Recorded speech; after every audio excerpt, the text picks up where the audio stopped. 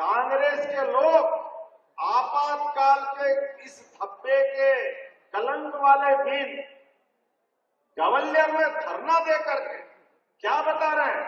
दो मुद्दे लेके आ रहे हैं कि हमने संविधान की हत्या की। अरे जो कानून को नहीं माने, संविधान में 75 से ज्यादा संशोधन उनके समय होते हैं और उल्टा बाबा साहब अंबेडकर को याद करते हुए बात कर रहे हैं। मैं उनको जवाब देना चाहता हूं, बाबा साहब अंबेडकर को जीते जी जितने त्रास कांग्रेस ने दिए उतनी तकलीफ किसी ने नहीं दी।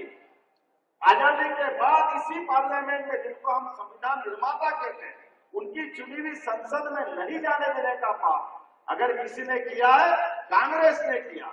उनकी पार्टी के खिलाफ ताकत से लड़े, उनके 2 सदस्य जीत गए और 2 सांसद में से एक सांसद ने कहा डॉक्टर अंबेडकर को तो लोकसभा में आने ही देना चाहिए।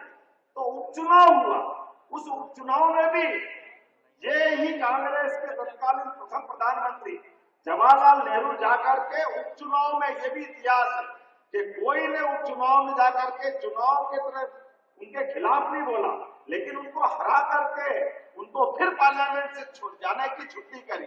उतना ही नहीं, उनने उनका जब शरीर छूट गया 1956 में, उनका देहांत हो गया, तो मरने के बाद भी पाप डॉक्टर अंबेडकर का दाह संस्कार दिल्ली में नहीं होना चाहिए। और तो और जब उनके परिवार वालों ने, बाकी लोगों ने कहा कि कोई बात नहीं, दिल्ली में अंत्येष्टि मत करने दो, तो बंबई ले जाते।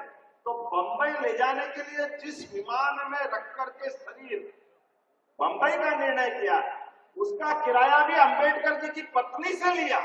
इनके क्या, मेरे को समझ में नहीं आया कि कांग्रेस किस स्तर तक नीचे जाती।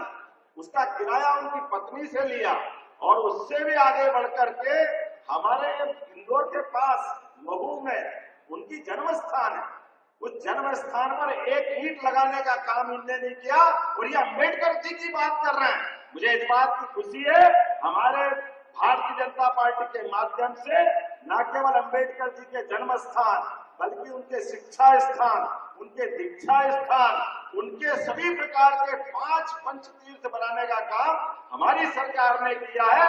ये हमारा उनके प्रति सम्मान है।